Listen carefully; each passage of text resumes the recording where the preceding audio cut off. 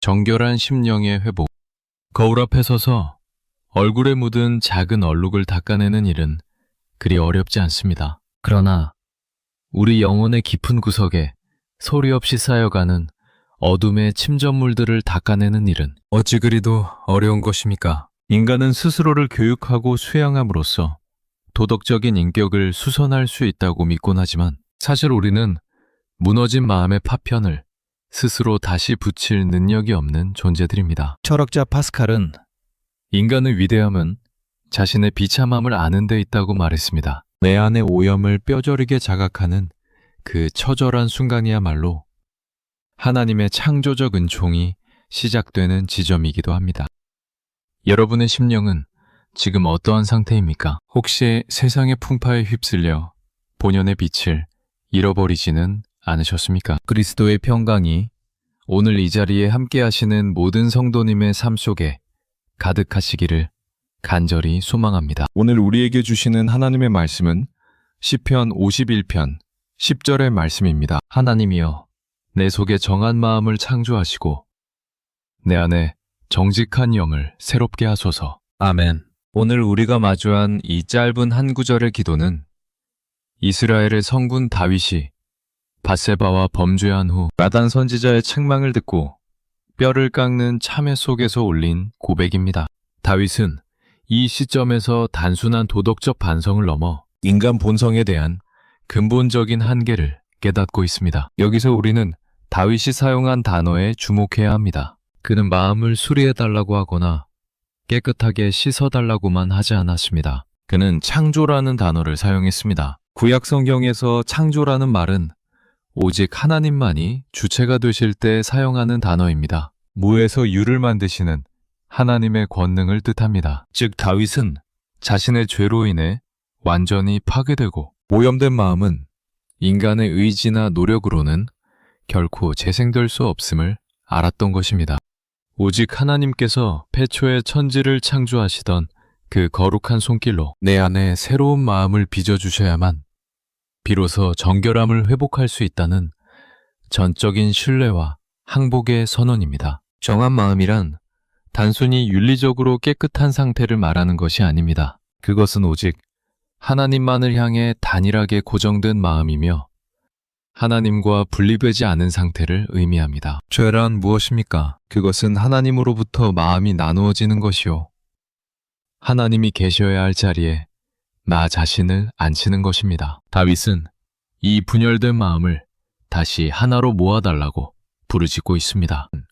정직한 영을 새롭게 해달라는 요청은 흔들리지 않는 굳건한 영을 구하는 것입니다. 유혹의 바람이 불어올 때 갈대처럼 흔들리는 가벼운 심령이 아니라 하나님의 진리 위에 뿌리를 깊이 박아 어떤 상황에서도 요동하지 않는 견고한 신앙의 중심을 회복하겠다는 의지입니다. 우리는 흔히 세월이 흐르고 경험이 쌓이면 신앙도 자연스럽게 깊어질 것이라 오해하곤 합니다. 그러나 영적인 생명력은 과거의 훈장이 아니라 매일 아침 공급되는 신선한 은혜에 달려 있습니다. 어제의 정결함이 오늘을 보장하지 않습니다.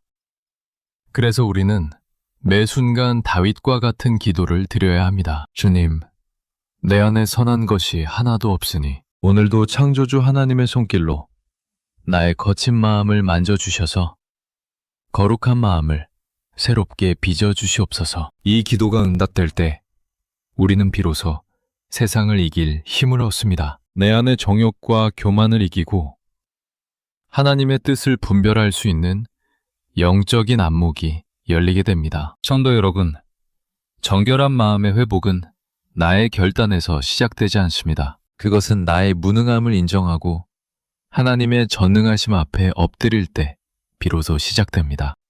오늘 하루를 시작하며 우리를 사랑하시는 하나님께 여러분의 마음을 온전히 메어 놓으시길 바랍니다. 무너진 제단을 수축하고 더러워진 성소를 정결하게 하시는 성령의 역사, 여러분의 심령 구석구석에 임하기를 기도합니다. 그리하여 여러분의 삶이 하나님께서 기뻐하시는 거룩한 산제사가 되고 여러분이 머무는 모든 곳에 그리스도의 향기가 전해지는 복된 하루가 되시기를 주님의 이름으로 간절히 축원합니다. 다윗이 고백한 창조라는 단어는 히브리어로 바라라고 합니다. 이는 창세기 1장 1절에서 사용된 바로 그 단어입니다. 인간은 기존에 있는 재료를 가지고 무언가를 고치거나 변형시킬 수는 있지만 무에서 유를 만들어낼 수는 없습니다. 다윗은 자신의 죄악을 직면하면서 단순히 윤리적인 수선으로는 해결할 수 없는 근본적인 부패를 보았습니다. 그의 마음은 낡아서 수리할 수 있는 상태가 아니라 완전히 파괴되어 형체도 남지 않은 폐허와 같았습니다. 그래서 그는 하나님께 간청합니다. 주님, 내 안에 선한 것이 아무것도 없사오니 태초에 빛이 있으라 말씀하셨던 그 창조의 능력으로 나의 심령을 새롭게 빚어주시옵소서. 이것은 인간의 자아를 완전히 내려놓는 절대 항복의 고백입니다. 우리는 종종 자신의 의지로 마음을 다스릴 수 있다고 착각합니다. 조금 더 노력하고 조금 더 결단하면 거룩해질 수 있다고 믿으며 종교적인 형식을 쌓아갑니다. 그러나 복음은 우리에게 분명히 말합니다. 부패한 본성에서는 정결한 열매가 맺힐 수 없습니다. 오직 창조주 하나님의 손길이 우리 내면의 심연에 닿을 때에만 비로소 새로운 생명의 역사가 시작됩니다. 다윗이 구한 정한 마음은 하나님과 합한 마음입니다. 이는 죄로 인해 갈라진 마음을 하나로 묶어 오직 주님만을 바라보게 하는 음해를 뜻합니다. 세상은 우리의 마음을 수만 갈래로 흩어놓습니다. 명예와 권력과 안락함이라는 유혹은 끊임없이 우리를 하나님으로부터 멀어지게 만듭니다. 마음이 나뉘는 것 자체가 곧 고통이며 죽음입니다. 그러나 하나님께서 우리 안에 정한 마음을 창조하시면 흩어졌던 시선이 한 곳으로 모이게 됩니다. 그때 비로소 우리는 참된 평안을 누릴 수 있습니다. 또한 다윗이 간구한 정직한 영은 요동하지 않는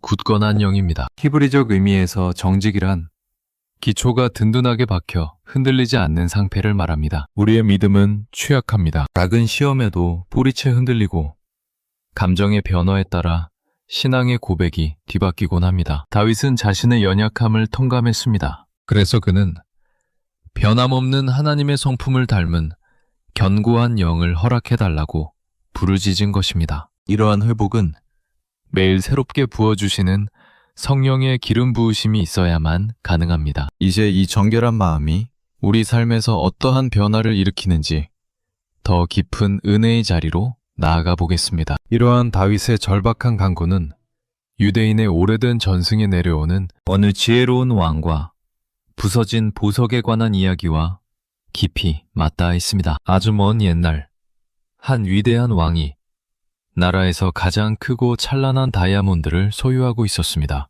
왕은 그 보석을 자신의 생명처럼 아꼈으나 어느 날 불의의 사고로 그 보석 중앙에 깊고 흉측한 금이 가고 말았습니다. 나라 안의 모든 세공사가 모여 머리를 맞댔지만 그 흠집을 없애려 깎아낼수록 보석의 가치는 떨어질 뿐이었습니다. 왕은 크게 상심하여 눈물을 흘렸습니다. 그때 한 지혜로운 장인이 왕 앞에 나와 말했습니다. 폐하, 제가 이 깨어진 보석을 이전보다 더 아름다운 예술품으로 만들어 올리겠습니다. 장인은 보석을 깎아내거나 억지로 메우려 하지 않았습니다. 대신 그는 그 깊게 패인 흠집을 줄기 삼아 그 위에 섬세하게 아름다운 장미꽃 한 송이를 조각하기 시작했습니다.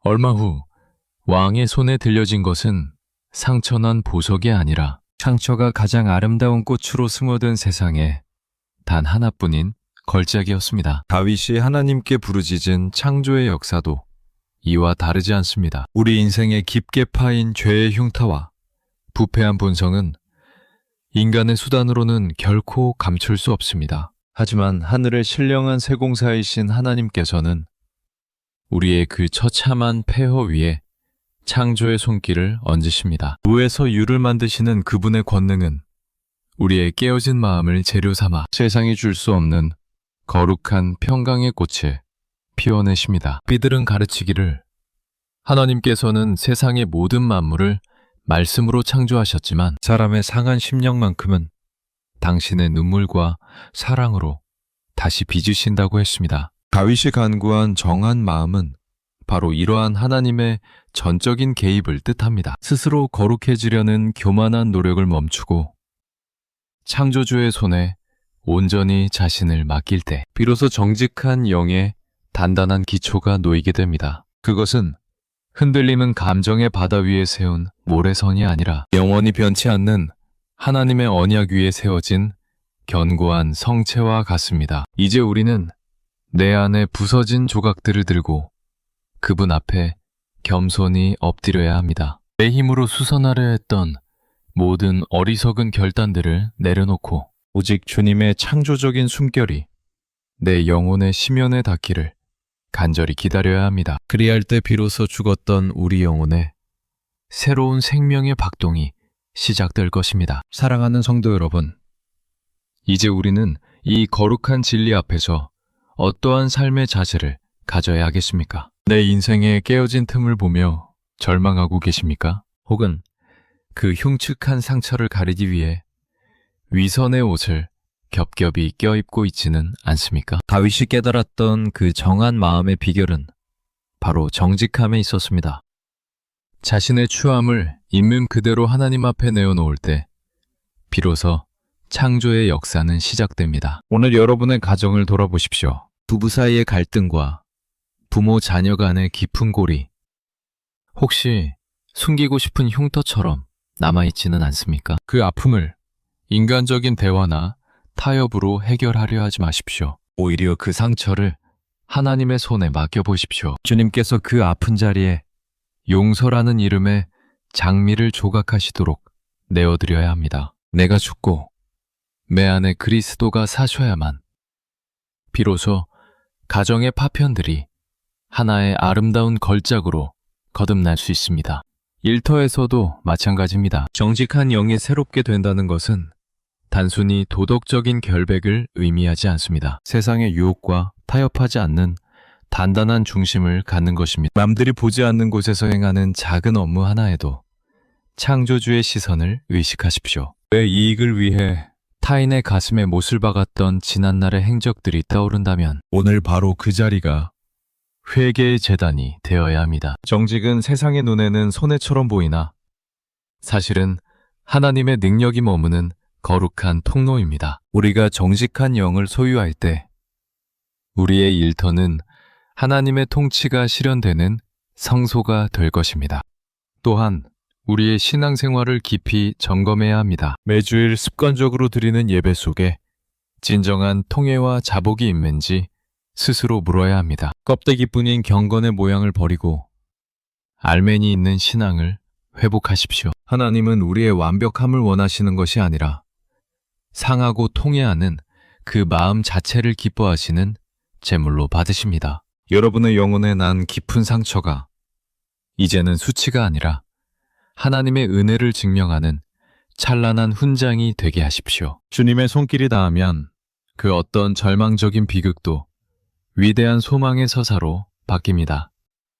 이제 교만한 고개를 숙이고 겸손히 무릎을 꿇으십시오. 내 안에 부패한 본성을 도려내시고 주님의 성령으로 새살이 돋아나게 해달라고 간구해야 합니다. 오직 주님만이 나의 유일한 구원자이심을 고백하며 그분의 세밀한 손길에 온전히 말을 맡기는 귀한 시간이 되기를 간절히 소망합니다. 이제 우리는 고요한 침묵 속에서 나를 새롭게 빚으시는 창조주를 만나야 합니다. 거룩한 두려움과 떨림으로 그분 앞에 나아갑시다. 주님께서 우리를 위해 예비하신 그 풍성한 잔치자리로 상한 마음을 그대로 들고 나아가는 용기를 내십시오. 창조의 빛이 여러분의 어둠을 뚫고 찬란하게 비칠 것입니다. 끝까지 인내하며 그분의 아름다운 조각이 완성되기를 기다립시다. 이제 겸허한 마음으로 주님 앞에 엎드립시다. 우리의 모든 허물과 죄악을 덮으시고